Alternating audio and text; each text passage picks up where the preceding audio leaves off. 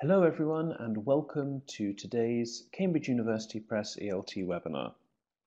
I'm really pleased to welcome Penny as today's presenter. Penny has 30 years experience as an English teacher in elementary, middle and high schools. She's presented papers at TESOL, IATEFL and various other English teaching conferences worldwide and has published many books with Cambridge, including her most recent, Penny's 100 Teaching Tips. So I'm very much looking forward to hearing more of those tips and more advice today. So over to you, Penny. Thank you very much. Can you hear me okay? Can you just type in if yes, if you can? Great. Okay, good. Let's go then. Alistair just mentioned my new book, Penny's 100 Teaching Tips. And this session very much grew out of the experience of writing that book. And I'll be talking fairly personally about how it came about and various things that I thought about as I was writing it and after I was writing it. So starting off with a very personal note, how did it happen? It happened because I was once at a talk given by David Berliner, who's a very famous educationist, and he said something which stuck with me. He said that doctors pass on their knowledge to other younger doctors during ward rounds and in lectures and talks, but the secrets of a teacher go with him or her to the grave. And I thought this is a bit rather sad, but actually it's pretty true because we don't go into each other's classrooms very much and we don't talk to each other enough, probably. And the research is nothing to do with practical classroom, hands-on practical knowledge. So what am I going to do about these 30 years, as Alistair told you, 30 years of experience and all the accumulated practical wisdom of how to run lessons that I've accumulated? And I thought I've got to write it down and publish it before I'm too old to do so. So I sat down and started writing this book. I started actually doing the tips on the Cambridge English Teacher website, and then it developed into a book. I went to Cambridge and said, look, I really want to make this into a book, and they were kind enough to say, okay, go for it, Penny, we'll do it. We'll make it into a small, relatively cheap and light handbook. You just write the tips, we'll publish it. And that's what happened. As I was writing it, I discovered a lot more. It's an interesting mechanism. There's a very famous quote by E.M. Forster, how do I know what I think, till I hear what I say? And as far as I'm concerned, how do I know what I think till I see what I've written? Very often, the actual act of writing clarifies my own thinking. And any of you who've done some writing, I'm sure you've found something similar happening to you. After I'd written it, I started thinking about what teaching tips are, and it's not quite as simple as it sounds. And I hope that you'll understand some of my own understandings as we go through this webinar, and you'll see what the tips are, what their function is, and what the relationship is between tips, theory, and practice. Okay, so what's the relationship between practice and theory in language teaching? Well, teachers often say things like, we had too much theory on our course, or give us practical ideas we can take into the classroom tomorrow. There's a sort of anti-theory feel about a lot of teachers' feedback to courses, particularly academic university courses on teaching. And when I give talks or courses, teachers often say to me, give us practical ideas, and that's what we want from you. We don't want the theory that doesn't help us very much. And they say things like, most research-based theory is irrelevant to classroom practice. Well, what do they mean when they say theories? Various definitions of theories. Theories as generalizations. This in general happens. This in general is true, where it covers a lot of actual practical events in the classroom.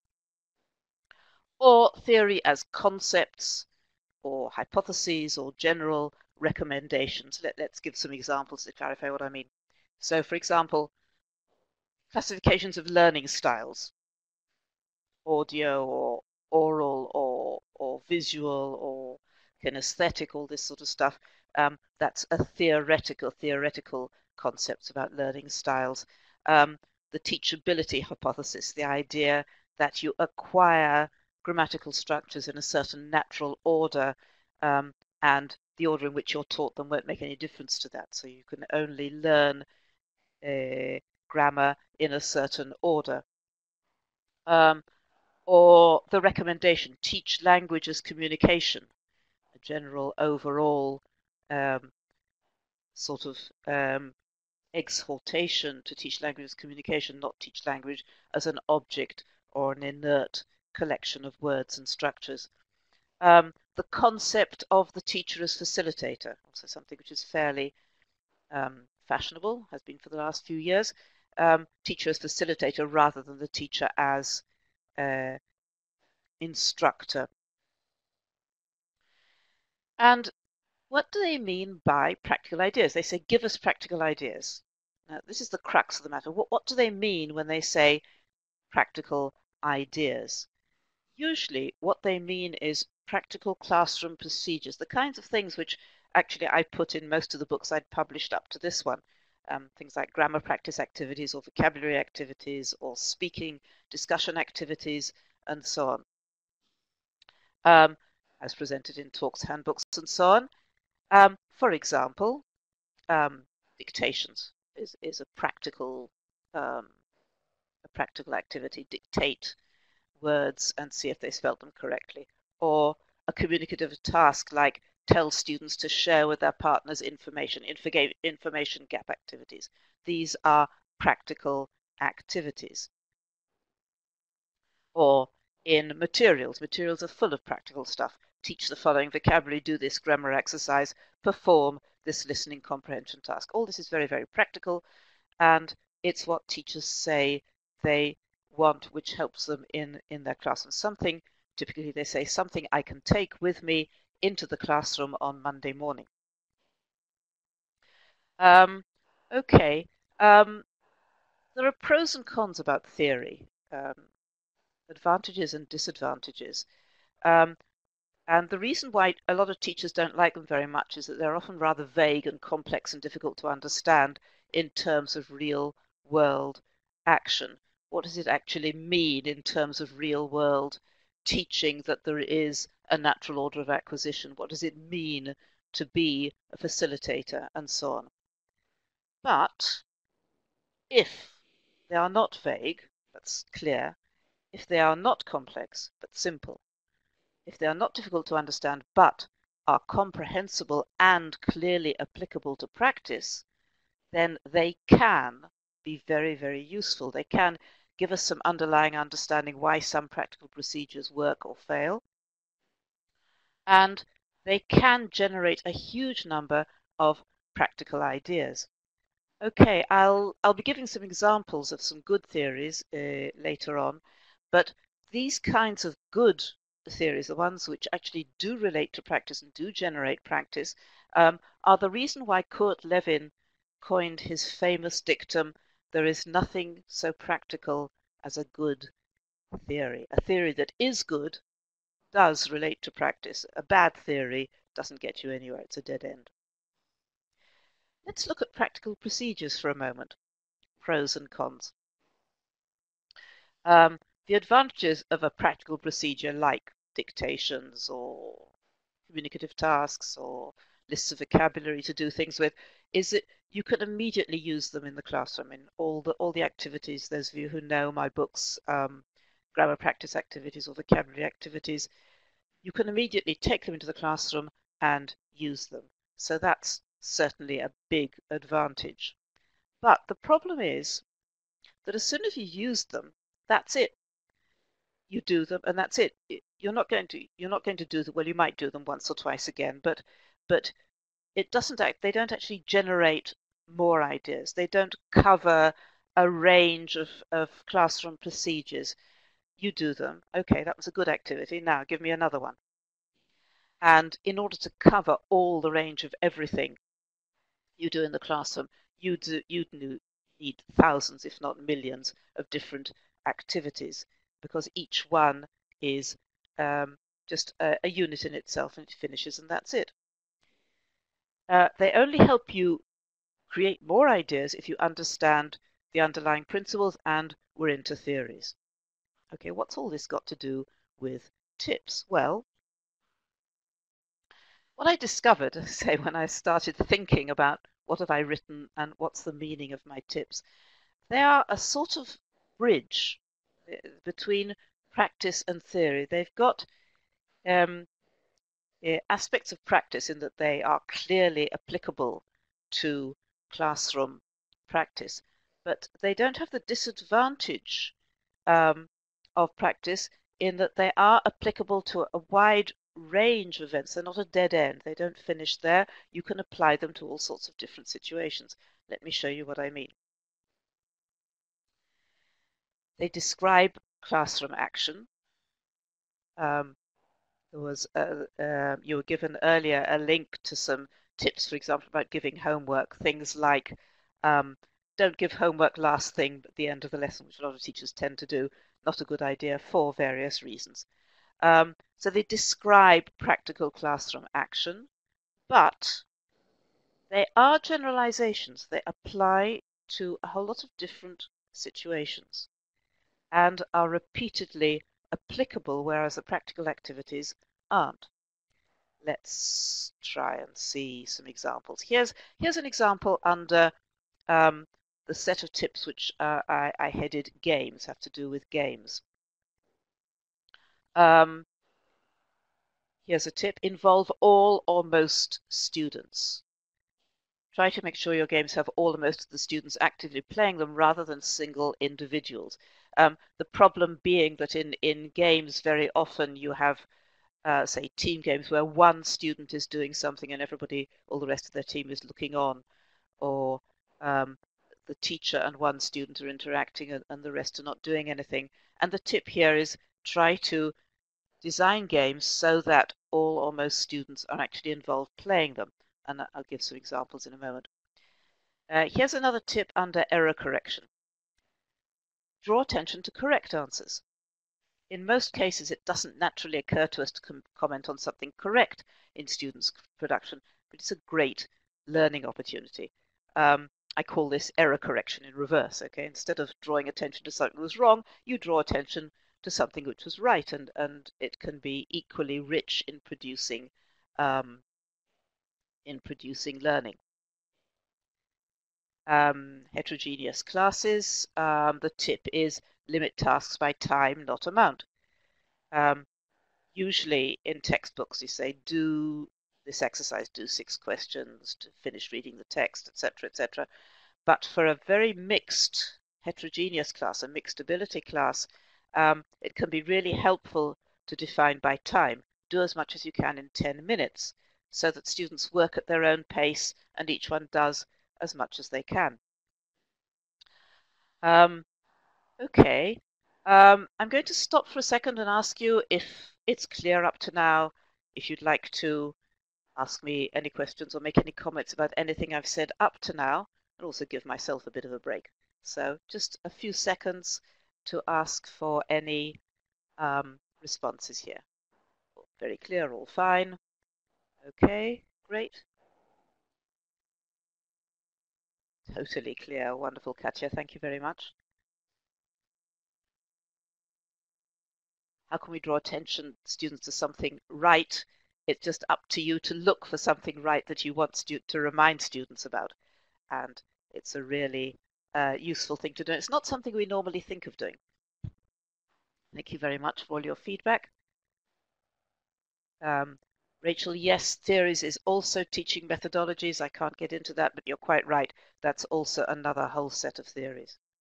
Okay. Mohammed, crystal clear. Thank you very much. Okay, let's go on then. Following the same track of thought, the tip as in some ways theoretical and some ways practical. So let's look at this. You've got teaching tips in the middle. And on the one hand, going up, they sort of interact with theory. And on the other hand, going down, they interact and produce specific tasks or text. So going back to Kurt Levin's dictum, there is nothing so practical as a good theory. Teaching tips, in a sense, are good theories. They lead to a lot of specific tasks or text, but very often they're grounded in some kind of underlying generalization. I'll show you some examples of what I mean. They describe practical classroom action, but are often followed by explanation of underlying theoretical models or constructs. What I found was that I was saying, we'll do this, and okay, here's the rationale. This is why I think you should do it. There are generalizations. I say, right, let's do this. And then I often found myself following them with, well, here's an example. Here's a practical example of how this works in practice. And I'm going to be showing you some examples in a second. So here's example 1. A tip plus underlying theory and even a research reference. So here's an example of that. A tip, keep grammar explanations short. And the tip is, the first time you explain a grammatical feature, make it short and simple, keep it to a need to know basis, what the students need to know. What students need is to get the basic idea. In order to start understanding and using it themselves, they don't need all the details, everything you know. Sometimes we teachers, we really want to tell our students everything we know, and we go a bit too far with this. And sometimes we need to say, okay, I'm explaining the grammar, I'll explain it minimally, simply, so that my students can go in there and use it as soon as possible. And remember, this is an example of something which has underlying theories or generalizations, principles. And in this case, what I wrote further down the page, on that page, each tip is on a different page, note that there's a payoff between brevity and truth. The more true and accurate the rule, the more difficult and lengthy is the explanation. And it's really useful to understand that.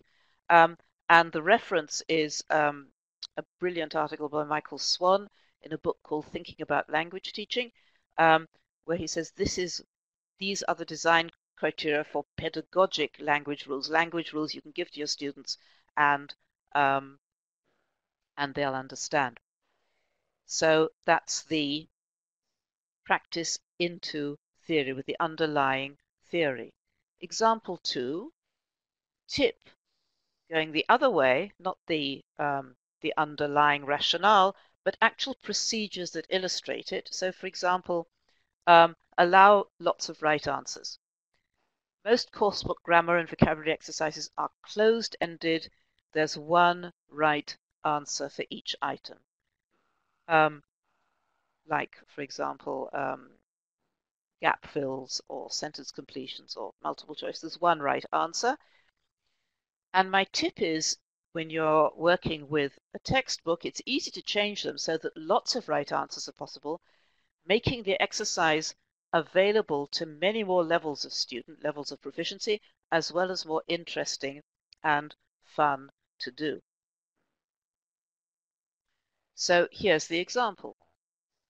Suppose you have a set of questions like the following.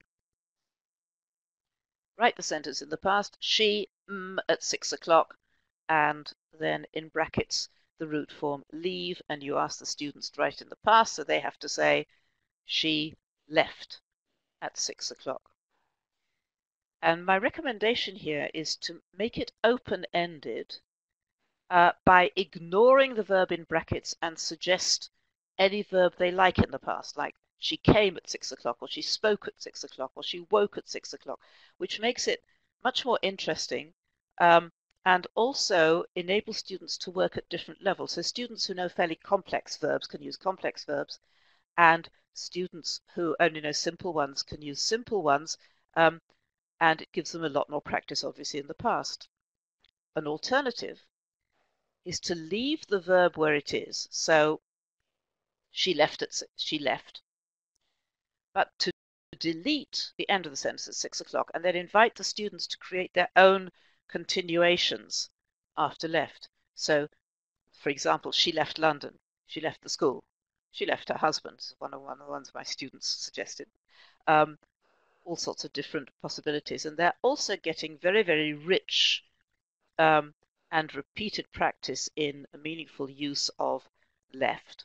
At the same time, as they're having much more fun and responding according to different levels. So it's a fairly easy technique to use in varying textbook exercises, making them more varied, heterogeneous, and interesting. Any comments about this one, or any further suggestions about how you might finish the sentence?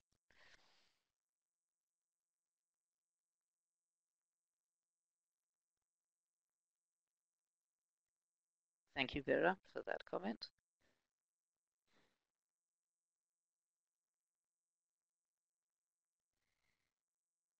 Yeah, stimulates creativity, both yours and the students.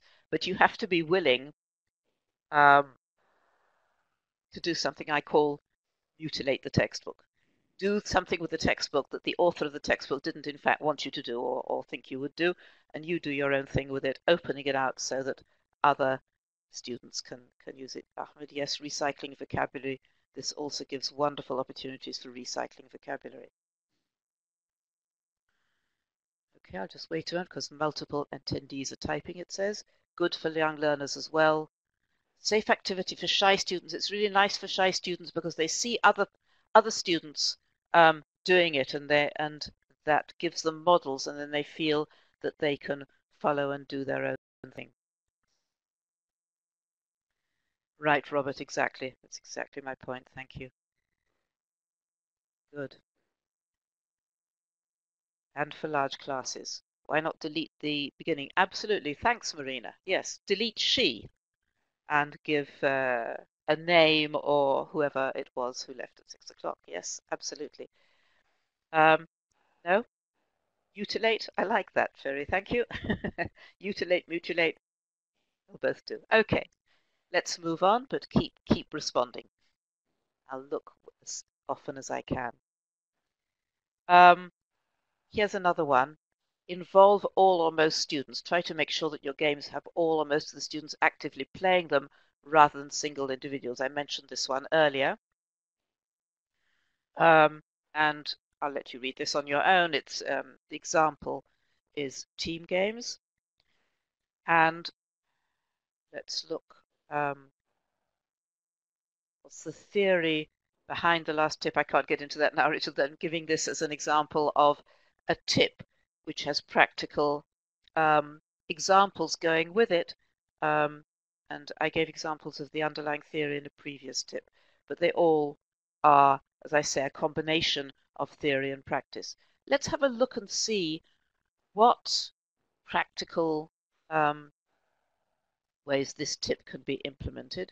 So I took the example in this case of Simon Says. In the traditional way, anybody who does the action when they shouldn't is out and sits down. What I tell them is you don't sit down, you carry on. Okay, you got it wrong, but you carry on. And then at the end, I ask them, well, how many times did you get it wrong? And how many times did you do it right?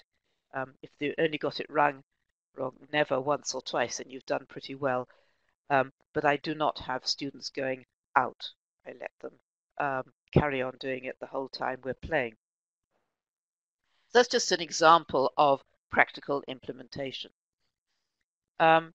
So all of these are useful to teacher, the theories, the tips, the implementations, the practical activities.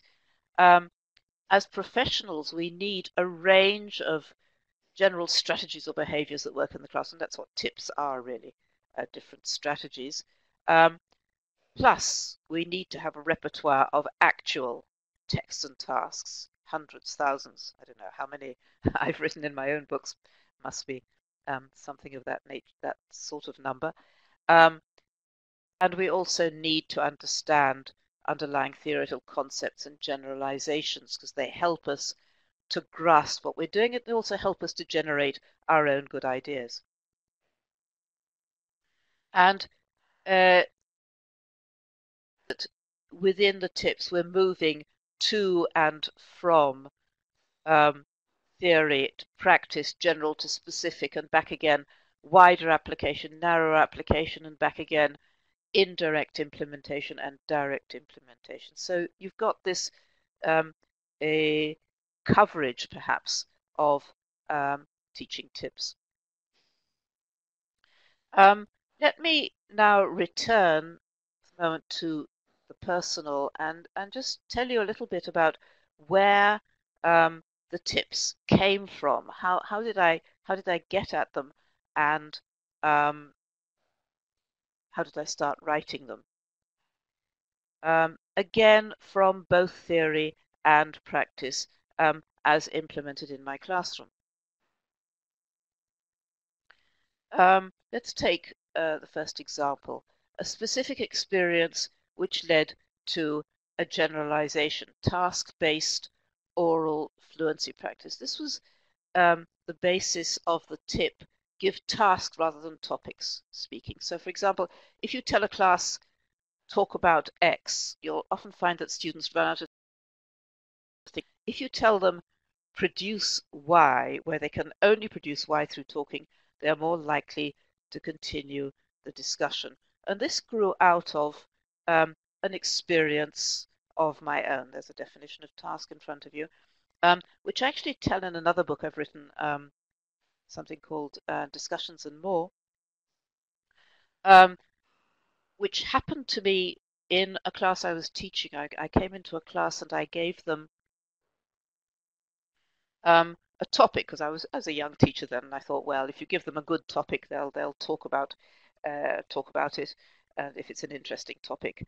And I thought, well, I'll give them the topic of overpossessive parents and downtrodden children, and ask them what their opinion is of it and what their experience is of it, and discuss it. And I brought it into the classroom,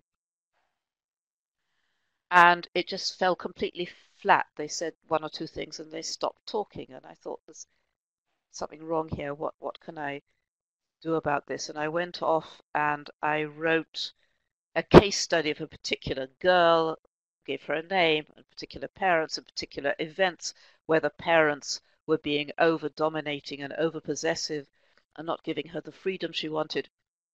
And I brought this case study into the classroom. I thought, well, maybe the problem is that it wasn't specific enough, and if you give them specific things to talk about, then they'll talk more. And I brought it in. It was a bit better. It still didn't work.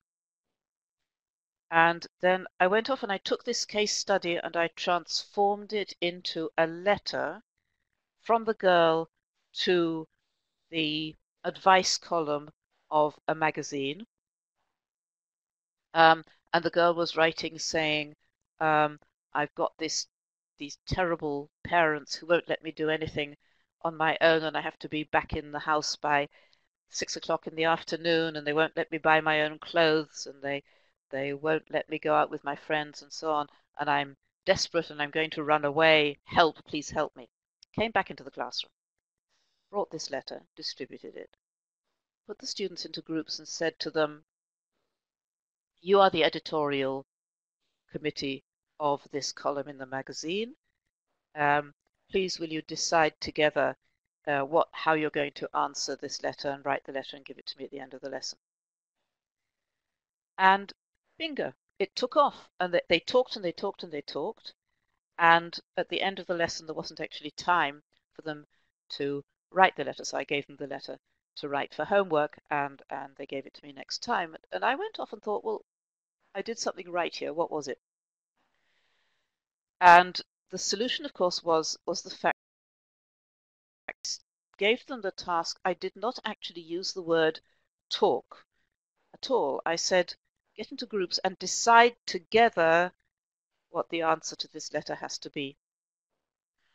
And I thought, well, this is the key. If you ask students to do something like decide together or brainstorm something or solve a problem or all sorts of things which they have to do together and they can only do by interacting, then they'll talk because they have to perform a task.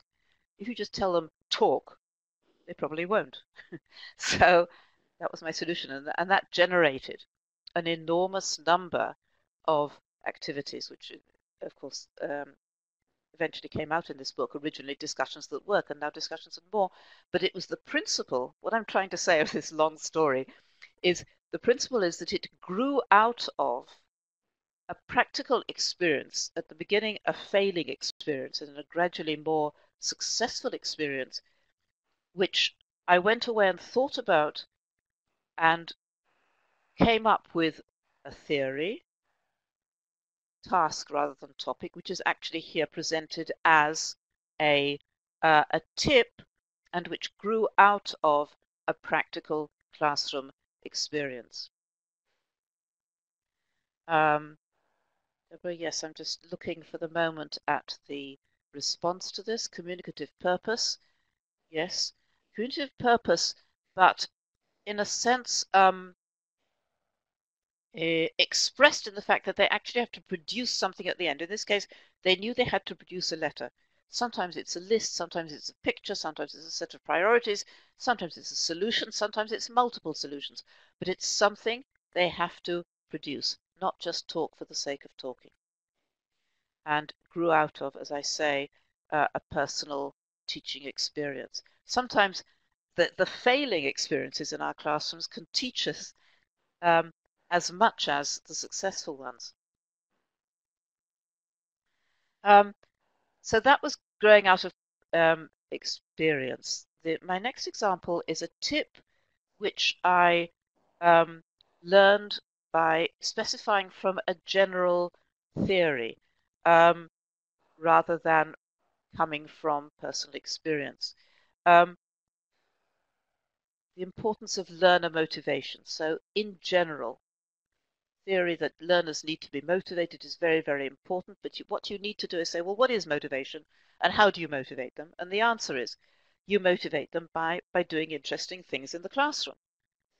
Okay, how can I do interesting things in the classroom? Let me try to define for myself a series of tips about how to make things interesting. So a range of tips about creating and maintaining student interest in lessons. Creating interest you can sometimes create just by having an interesting initial topic.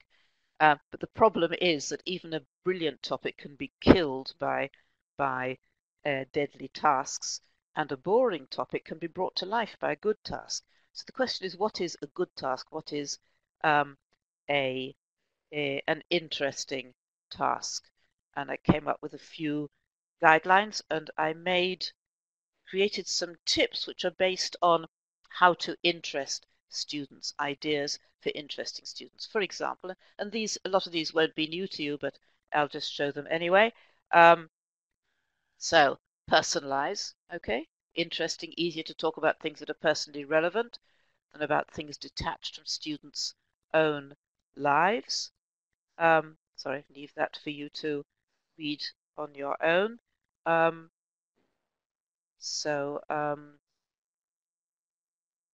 All these different things, ideas for doing things that are personal to students. Nora says, how do you actually interest and motivate large group classes? The same goes for large groups, Nora. All these things will work also in large groups.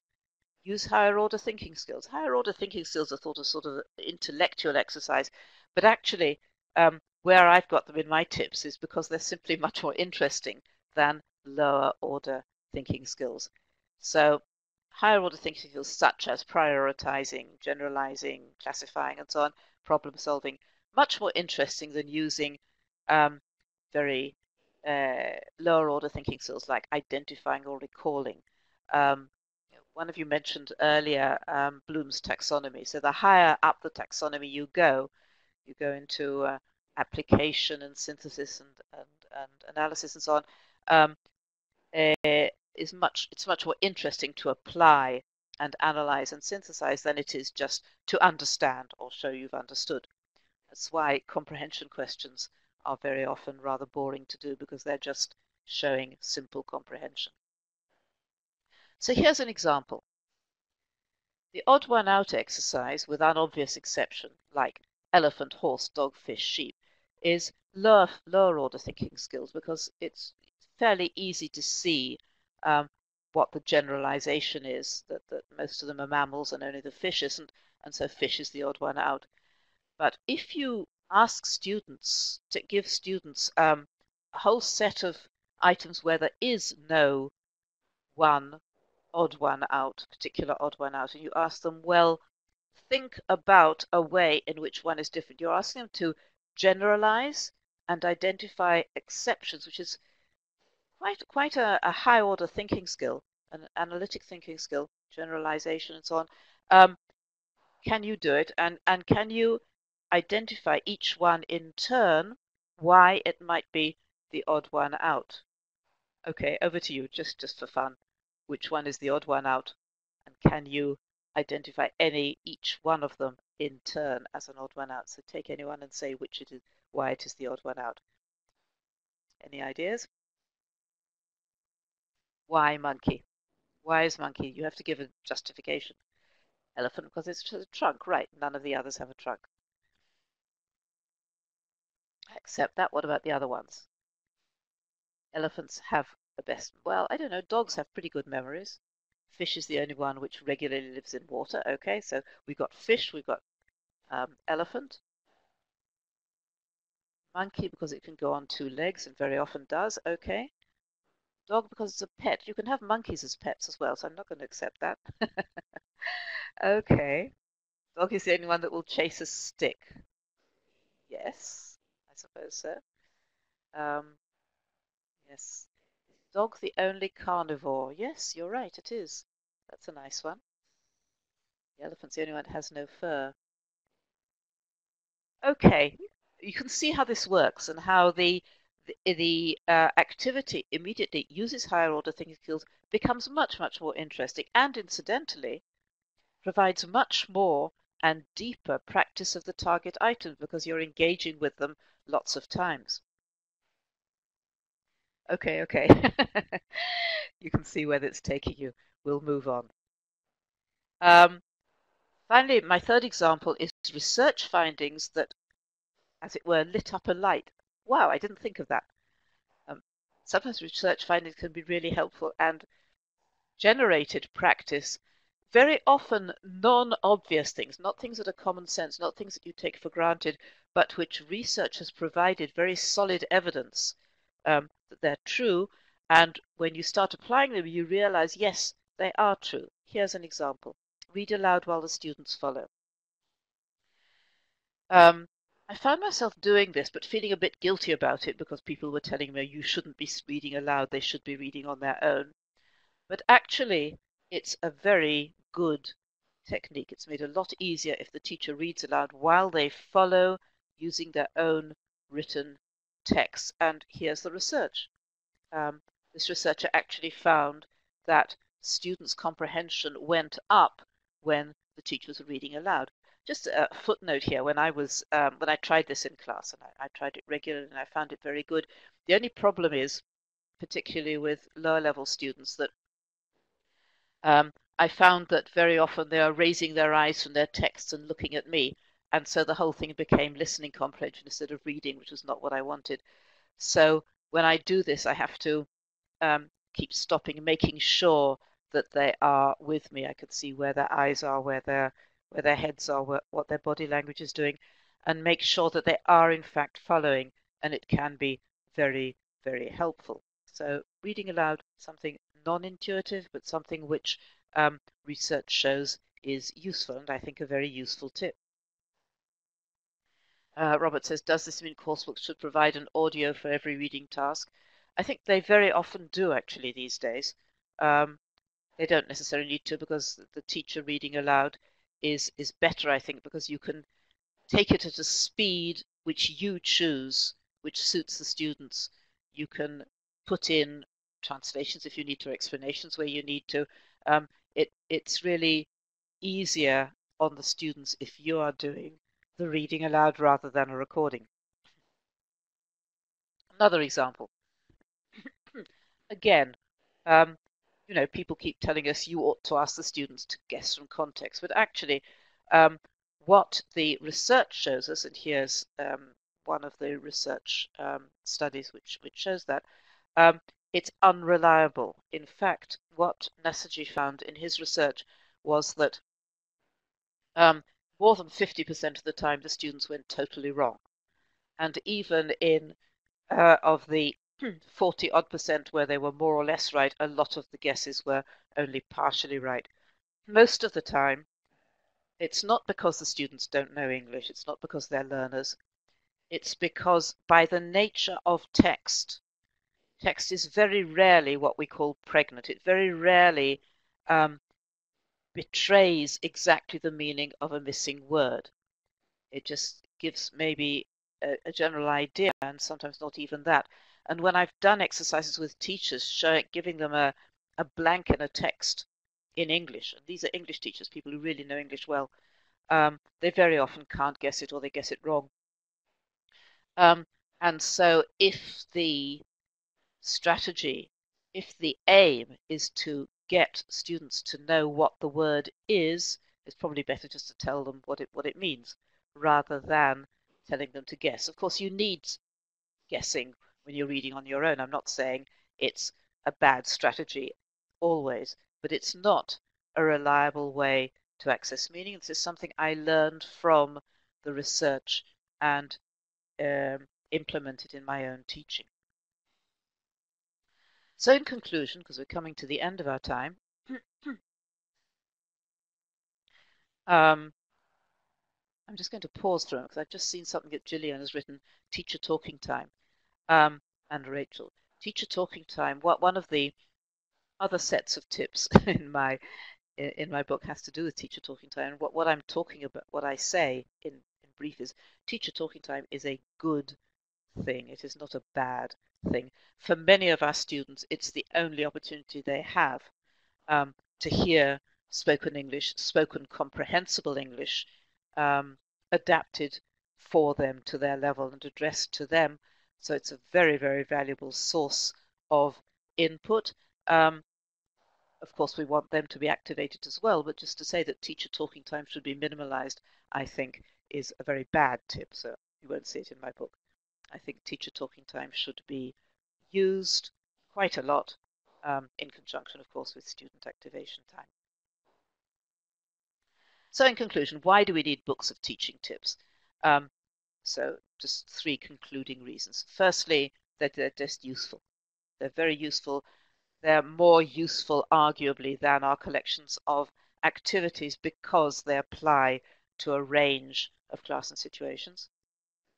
And they provide a means of applying theories or a means of accessing underlying rationales for things that work in the classroom, understanding why things work with examples. And finally, and to come back to what I said right at the beginning, they're a channel for experienced teachers to pass on their accumulated wisdom to the next generation. I said in one of the interviews that Cambridge recorded recently, why should new teachers have to reinvent the wheel, each one on their own? Why can't experienced teachers pass on their wisdom in the shape of practical tips for the classroom?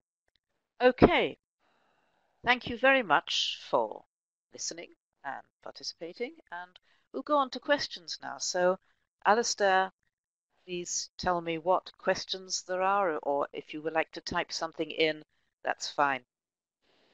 Okay, thanks very much, Penny. Got a few questions, and of course you've already answered some very helpfully. But Andrew McGill would like to know a little more about the theory behind drawing attention to correct answers, please. I think the underlying thing here is teacher support, teacher praise, teacher encouragement. two things really. One is the teacher support and teacher praise. I want the students to feel good about getting things right, particularly students who usually get things wrong. I find that they're saying something, they said it right. I really want them to get credit for it and feel good about it. And why should we only draw attention to things which they've got wrong? Secondly, it's a very good learning opportunity, something which is tricky, but they've nevertheless got right. They've used a word properly, they've used a grammatical structure properly, they've pronounced something correctly, which is difficult to pronounce. It's an opportunity for the whole class to learn from modeling, which in this case comes from a successful colleague rather than, or classmate, rather than from the teacher. And it's really nice to use the student as the source of input rather than the teacher all the time. Okay, thank you. Question from Heather Wilson, who's interested in how this applies to English for academic purposes. Do you have any particular suggestions on how you would maybe rework any of this for that context? The tips in general, or this particular one? In general. Tips in general. The tips in general, most of them apply to any classroom, including English for academic purposes. My own experience in recent years has been very much teaching English for academic purposes, and I've used a lot of these techniques in those classes. Okay, thanks. And so I'm just going to answer a question which has now left the screen, but it was there a moment ago, saying, if not doing guessing from context, how else Yes. would you present the new vocabulary Yes, from that was a Marina Vorontsova. Yes, thank you for that question. I think that if you are teaching a monolingual class whose language you speak yourself, then the easiest and quickest way is translation, because you translate quickly and then you spend the time after students have understood what the word means. You then save time. You can then use to employ it in an English context, give examples, elicit more examples, provide further different contexts, and so on. So translation, explanation, a gloss, an English gloss sometimes in the margins, an explanation, eliciting the answer from the students. These are all solutions which are very often better than guessing from context. Guessing from context is not only very often wrong, but it also wastes time and misleads and gives a feeling of failure. No, it's not that, try again. It's not that, try again. I think we need to minimize failure time and maximize success time in the classroom. So I would just provide the answer in this case.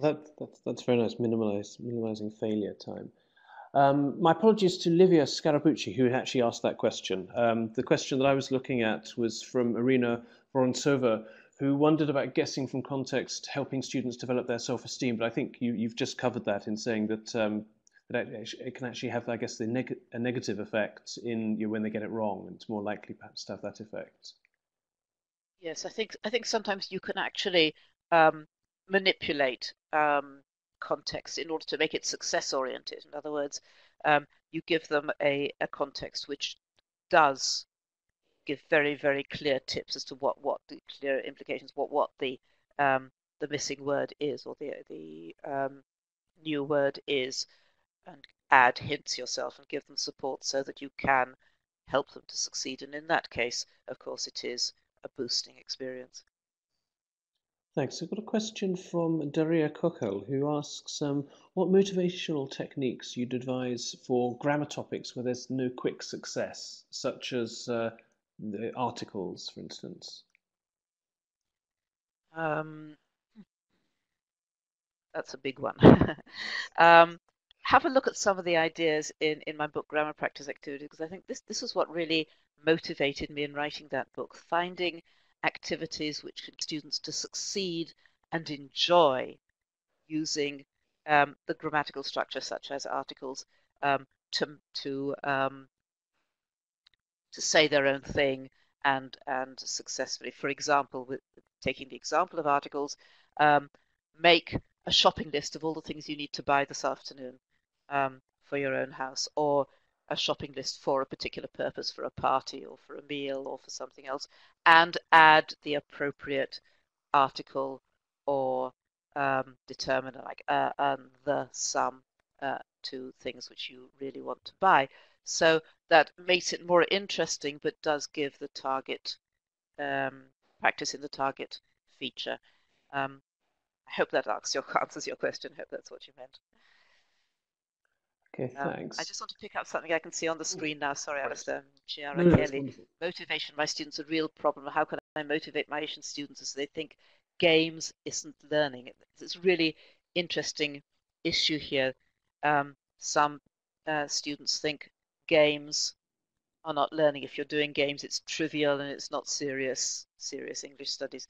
I don't games which I use, and I use games a lot. I don't actually call them games because they honestly aren't. They are activities for language learning, and that's how I think you need to present them to prevent this trivialization. But using game-like techniques such as time limits or competition or fun things like that to make them more inviting and interesting to do, but maintaining throughout the message, this is a serious language learning activity and I expect you to take it seriously. So that's my answer to that particular question. Thank you very much. Yes, any more questions? So Eva Hedlova has mentioned that in one of your tips you emphasise the use of higher order skills. Given Bloom's taxonomy, do we need to scaffold this with lower order skills first and then work our way up to the higher order skills, do you think? No, I don't think there's any need to take them in order and to scaffold. Um, the different skills are appropriate in different areas. I don't use Bloomsday. I mentioned it because someone brought it up, but I don't actually use it in my own teaching very much. I just try to make sure that my activities do combine sometimes lower order thinking skills where I need students to do something simple and succeed and do it easily. But using different kinds of higher order thinking skills, such as prioritizing, exemplifying, classifying, and so on, just to make it more interesting. And I don't think there's any need to take them in any particular order or scaffold from the easier to the harder. You just take the one which is going to produce interesting interactions and interesting challenges and use it. Okay, thanks. I had a question that I can answer actually in the chat from Radka Blinkova, who asks about being able to listen to this webinar repeatedly. The webinar will be summarized and it's being recorded, and that will be posted onto our blog on Friday. So if you go to Cambridge Conversations, and Sarah, I think, is probably already typing the link into the chat, you'll be able to watch and listen to this webinar as many times as you like. Question from Emanuela Madrona, who asks whether there's any difference in applying these tips for large groups or for very small groups. Yes. There is a difference, but most of them, check this, but I think most of them are applicable to both large and small groups. So in my experience is, I don't know what you call a large group. My experience is teaching groups of sort of between 25 and 30, I suppose, was the average size. And very often, a lot of the tips grew out of the fact that the classes were relatively large, sometimes not very disciplined, and I needed these tips to help me control the proceedings and make sure that learning was taking place and that the students were motivated. So most of them are appropriate for large groups. It tends to be easier in smaller ones, but it doesn't mean to say you can't use them with the larger ones. Thanks. Got an interesting question from Matt Feste, who asks, when creating new tasks, do you start from the theory or from the task? Where does the tip usually come from? It usually comes from the task, I think, Matt. It comes from an experience which I had, and then I thought, well, in general, this is a good idea, and it becomes a tip. I told the story about that speaking activity, for example. Um, Another tip which I mentioned earlier about not giving homework last thing in the lesson, and I found repeatedly that if I gave homework last thing in the lesson very often, I didn't have time to explain it properly, and they were packing up and they weren't listening, and I didn't have time to answer questions about it, and the general feeling that if you put homework at the end, it's seen as a sort of minor afterthought, and therefore I came up with the idea that yes, I really ought to give homework earlier in the lesson and then just come back to remind about it at the end. So it comes out, I would say, mostly out of practical experience. Very often, as I said earlier, very often failing experiences or problems that I had to solve. Um, and in a few cases, and I gave some examples during this talk, in a few cases from the theory or even from the research. Thanks. And that tip that Penny mentioned there about not leaving homework, leaving setting homework to the end of the class, that's one of the tips that we've shared as an extract from Penny's book on the Cambridge Conversations blog today, by coincidence. Okay, another question actually from Matt, who asks, what do you think of the idea of having trainee teachers discussing one of your tips and then following it up with experimental tasks and strategies based around a course book? Sounds lovely. I'd be if anybody does that, I'd be really interested to hear how it went and how productive it was in teacher learning and how the people responded. My email is on the screen now, so if anybody after this webinar asked a question which I haven't had time to answer or which they think of later and they want to ask me, please feel free to write and ask me and tell me also about any applications of the tips which you've tried out in your classrooms. I really need the feedback. Thanks. And also, if you have tips that you'd like to share them, we'd also be very keen to hear them for the Cambridge Conversations blog as well. We've got a section on there where you can get in touch with us, or you can send it to the email address that sends out the webinar details every week. So we'd love to hear from you about all of you with your tips as well. Okay, a question from Marina Vorontsova, who asks what you think of peer teaching. Um, yes, I think it has a place um, in language learning. There's a whole set of tips in the book about group work, group and pair work, which obviously involves peer teaching. I don't know exactly what kind of peer teaching you have in mind, but I think whenever you do collaborative work in the classroom, students are inevitably learning from one another. And it's particularly important in very large classes where you can't reach every single student the way you'd like to, and you need to use students to help each other. I just want to pick up something else. I've just noticed something that Laura said. Great. A kind of action research, having a problem, analyzing it, going to theory, trying to solve the problem, analyzing the results, etc. That is exactly it, Laura. And this is how I think we all arrive at our own insights and our own personal tips by a sort of mini action research cycle. Oh, this is a problem. How will I solve it? What's the underlying solution, and how can I apply it elsewhere, and so on. It's a really useful solution. I don't know how many of you are familiar with the experiential learning cycle of David Cole, but I've used that. It's very, very similar to the action research cycle and very true of the processes we all go through when we make discoveries and formulate for ourselves our own guiding tips and ideas and activities. Okay, thanks. I think we'll just try to squeeze one more in if that's okay, because there's an interesting one just come in from Deborah Oliveira, who asks what recommendations you've got for fitting in not only a coursebook use, but adding in some of your tips when there's a very short time available for classes and you have to cover the coursebook. How do you make time to include things like this? I don't think you need to make time, honestly. Um, the tips are things which are happening and going on as you are doing everything else. They're not separate activities. Um, I once wrote a book with Andrew Wright called 5-Minute Activities. And 5-minute activities are things you need to make time for. You have to find 5 minutes to do them. Teaching tips are different. They are things which you apply to something you are already doing, and they just help you do it more effectively.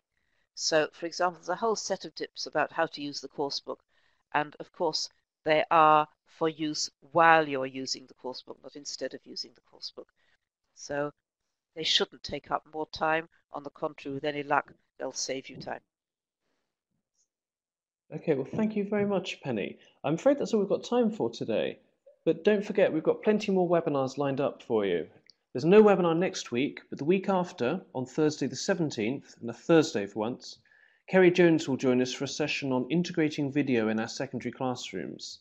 And then the week after, on Tuesday the 22nd, back to a Tuesday, Adrian Doff's joining us to talk about making learning manageable at lower levels. You can sign up for both of those and all our forthcoming webinars on our events page, cambridge.org/ELT events. The recording of today's webinar should be live on our blog and on our YouTube channel by Friday.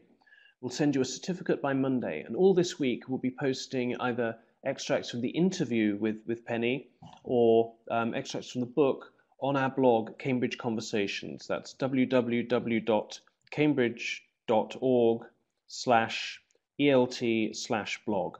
And I'm sure Sarah's already typed that into the chat. She's very efficient. So thank you everyone for attending and asking such interesting questions. Thank you so much, Penny, for sharing all your experience and expertise in those tips. My pleasure. Thanks for coming. Thanks everyone. Bye.